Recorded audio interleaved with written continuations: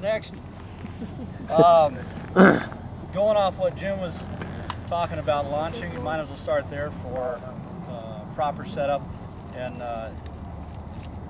I do it a certain way, but there are probably various variations on that that work just as well for depending on who's flying it. You want, for the launch, after the airplane is going up, you definitely want the least drag. So you're going to have whatever is best for the airfoil. A blaster likes a flat bottom wing to just barely a little reflex, where the Stovall's like a little more reflex. Stovall 2 likes a lot, let's see if I got this right, and then the Stovall 3 likes a little less. I can't remember, but you have to practice with the airplane and see what feels to be the sweet spot.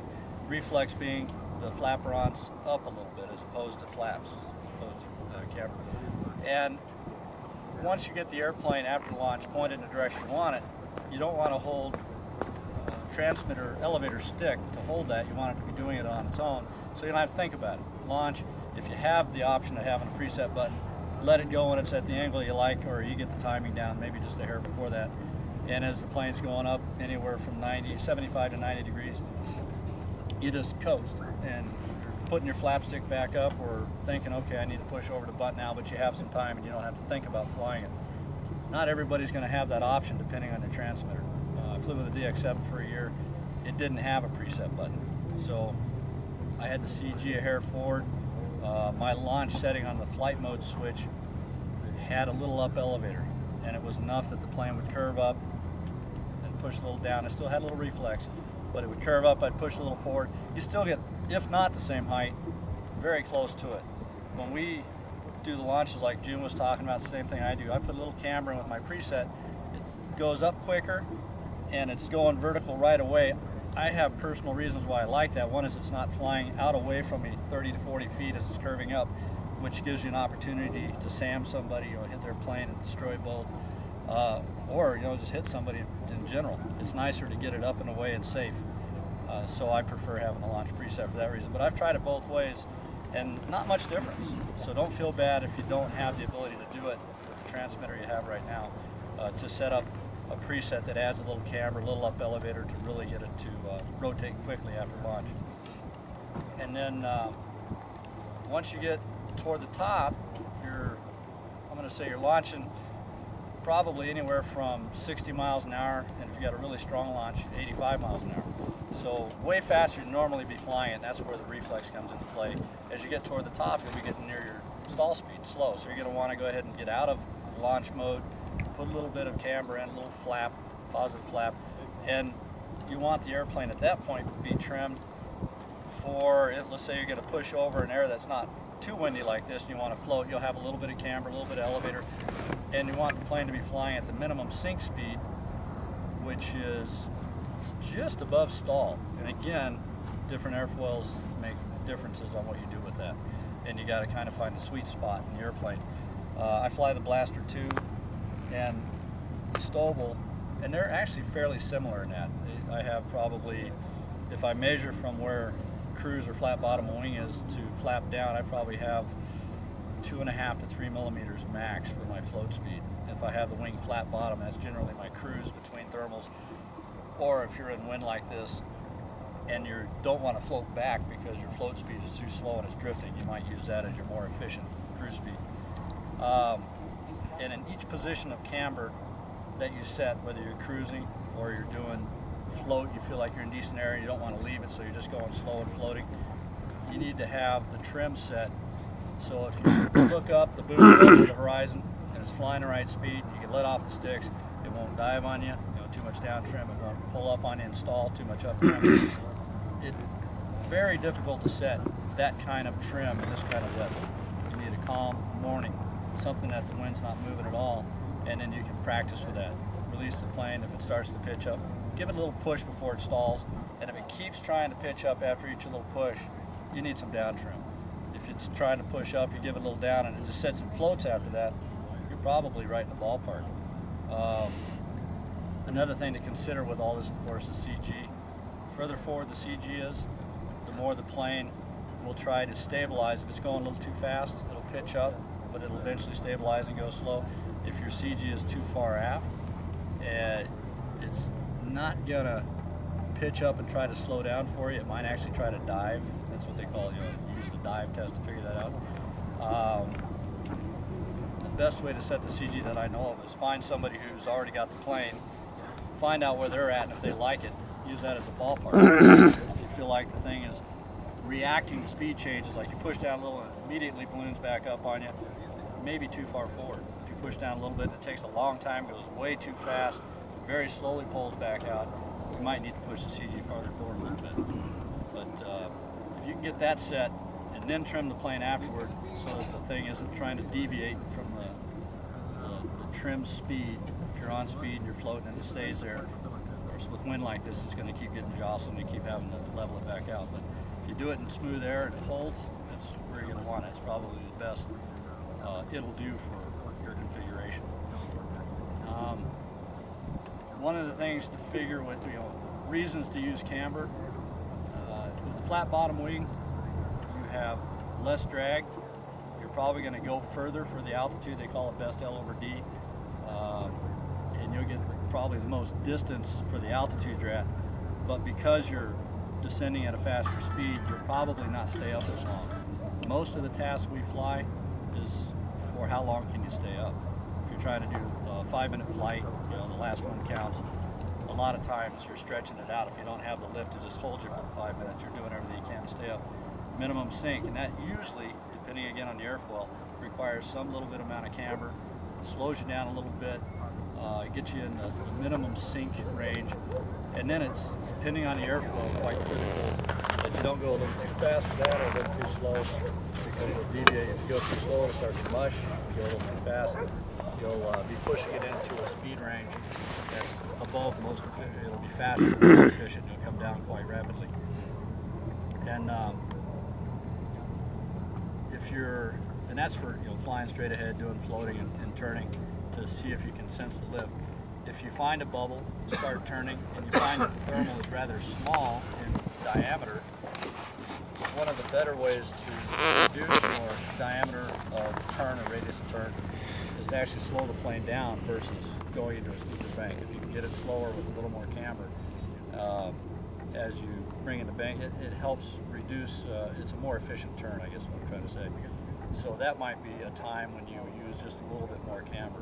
But otherwise, the least amount of camber you can use to get your minimum sink, the better. Because the more you use, the more the lift produces, the more wing, how am I trying to say it? The more the wing produces lift. But as the wing's producing more lift, it also produces, I think they call it the square of the lift, is the amount of drag it makes. So as clean as you can make the wing, the better. But still, it seems like a little camber helps in the float department. Do we have any questions? That would help. One over here. What? Can you say something about weighting down the planes just with ballast? Okay. Best L over D speed is where that's probably affected most, but there's a graph that they can show you. It's the same graph for the air. I think they call it the polar curve or whatever.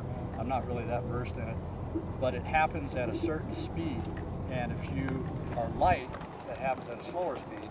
If you add weight, instead of just causing you to sink more, it actually moves your best L over D and your min sink speeds to a higher speed. So if you got no wind at all, it doesn't matter. You want to be as light as possible. Well, Charlie, like for example, like this wind here, right. How much would you ballast, or how much? And if you would, how much weight would you? It depends on the glider and what weight you're starting at. But you would have to practice and find out what weight works best for you.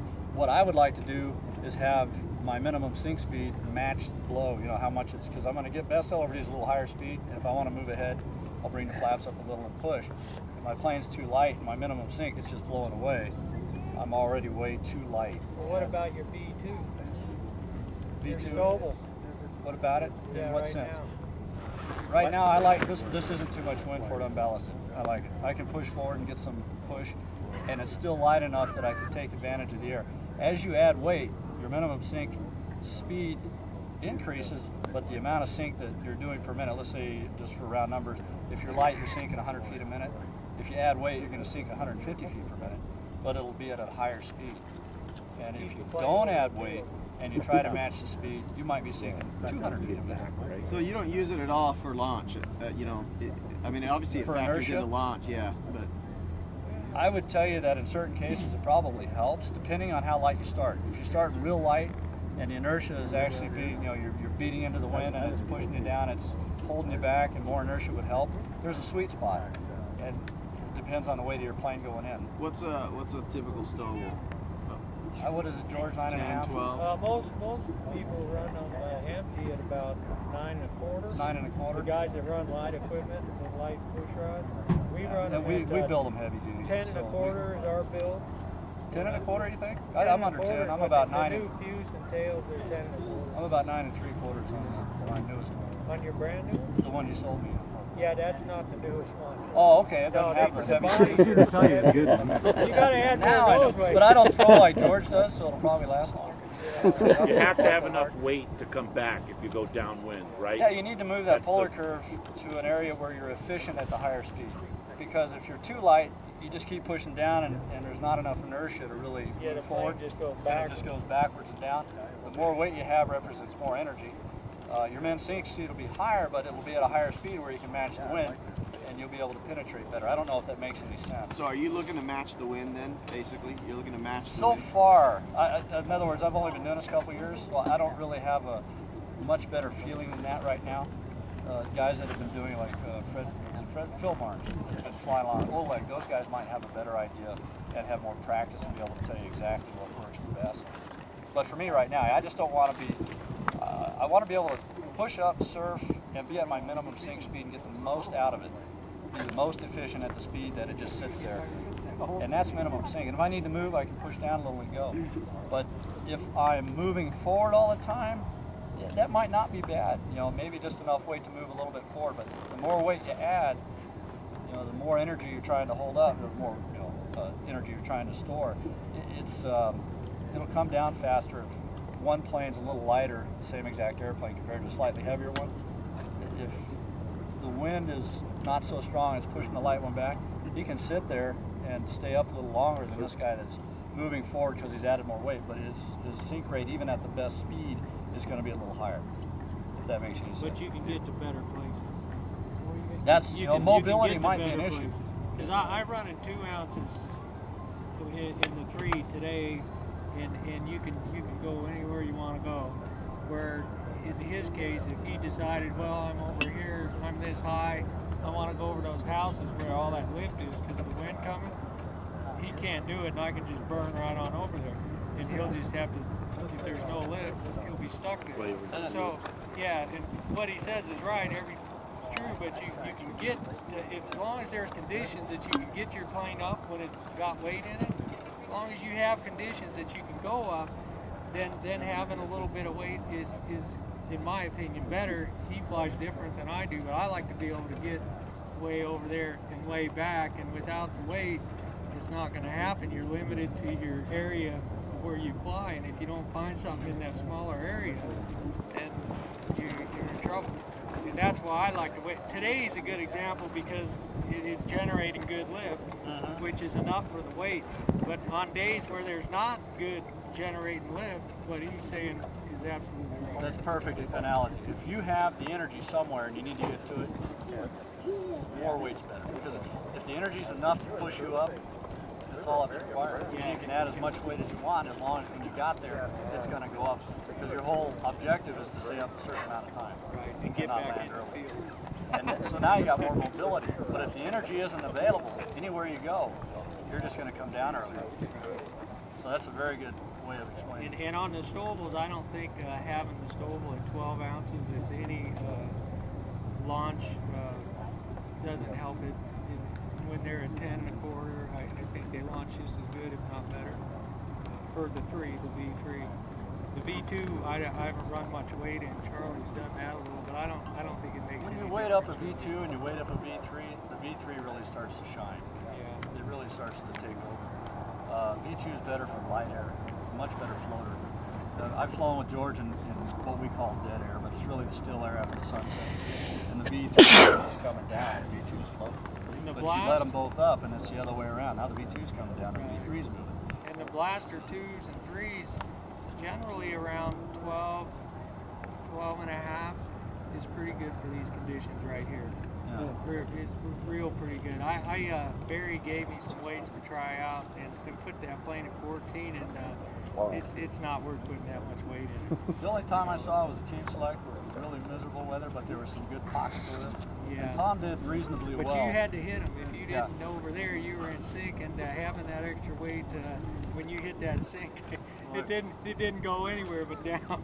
I don't care how much weight we had in. It went down in the bean fields. Yeah. It was bad, man. We had a bunch of people swimming in the bean fields. Tom was able to move around a bit, and that helped him out. And I didn't fly my blaster much there, so I didn't get to try it. But that is a good weight, and I like to fly the 3s and the blasters. My favorite weight's like 11 and a quarter, 11 and 3/8, and that plane seems to handle and do really, really good. Unless it's just dead calm and then light is the best bet. But anything over about 7 to 10 miles an hour, I would ballast it out to that. I don't. Jerry, you flew Rodna's plane. They got 8.5 ounces, right, or 8 ounces. Yeah. Was there a way that it was so light that it really restricted the amount of climb because the friction wasn't enough inertia? I don't think so. Okay. Not for his launches. Well, he launched can't throw them, they explode. Well, there was that issue too. If he launched hard enough, there was no plane left to fly. And he had the reserve. There was no issue with that. But for floating, it was awesome. Yeah, for floating, it's awesome. If you get some wind like this, I would have some weight in it for sure. Because it's just too light. It's too light, right? And that's where once you get under 9 ounces, then you can start. If the conditions aren't just calm, then you're really looking at probably being at a disadvantage. You got to keep in mind that blaster wing is much bigger than a Stover wing, so it flies a lot different in the wind. It makes a lot quicker changes than those other planes. Stovals fly much smoother, especially when you go to catch and throw in these kind of conditions. The blaster barely gets a bump. The wing's so big. It's Yeah. like, hey, where'd it go? I know. Feel weird. Yeah. Yeah. But it's a good airplane. Good. So it's not me then. It's the best Oh, bang well, for the buck. That's what Tim always says. Tim goes, hey, is my radio messed up or is it bumpy today? And I'm like, your radio's messed up every time you come out. I mean, it's bumpy. Yeah. Any other questions like that? Or Could you guys touch briefly on CG changes with ballast? Well, I'm kind of learning on that, but I see it with the bumpier there is a little more stability is nice. I like to move it ever so slightly forward. yeah, maybe 1-2 millimeters. And that's I wouldn't get too aggressive. And I'm going to add one more thing that somebody told us at the team select that makes perfect sense once you think about it. It was very moist there. I mean, we would be flying and then sometimes you'd see a drip come off the transmitter. It's all over the wings and the tail. As the area of the tail gets loaded with moisture, that's way out there and adding half CG. So if you're flying also in moist air where you can see the dew on the plane, probably want to add a little CG, a little forward CG to balance that out. And it'll be a little more stable for you and keep you closer to the speed you want to fly at. The best thing to do is practice with ballast in your airplane in nice conditions. Figure out Get what used to works. knowing what it flies like, so when it gets windy, you go out there and you're thinking, man, what a piece of crap. You know, what is this? Maybe it's not. Maybe you just need to adjust it before you just throw it in and go into a condition where you need it. You don't know what it does. I practice with ballast all the time. That's the only way I fly. Once in a while I'll pull it out, but I like throwing the plane, practicing heavy, and I like practicing thermal and heavy, and it makes you a better pilot because it's harder to keep it up. It's harder to throw it. It's more of a challenge. It's harder on your back too. It's harder on your shoulder too. Only for you old guys. Yeah. Yeah. Not us fat guys. We can get it right on up there. I was told by somebody that adds a few feet to the line. Yeah, that was Bruce, wasn't it? Yeah. The other guy is talking. I should be throwing 300 then. You are. It's coming. It's coming. I've been Norm. throwing 300 A little every more time practice. I get up. You are. A little more practice you'll have. Or the planes will start breaking. Yeah. One or the other. Yeah, anything, you know, you don't have. We probably can't get everything that might be on your mind now. So if you have any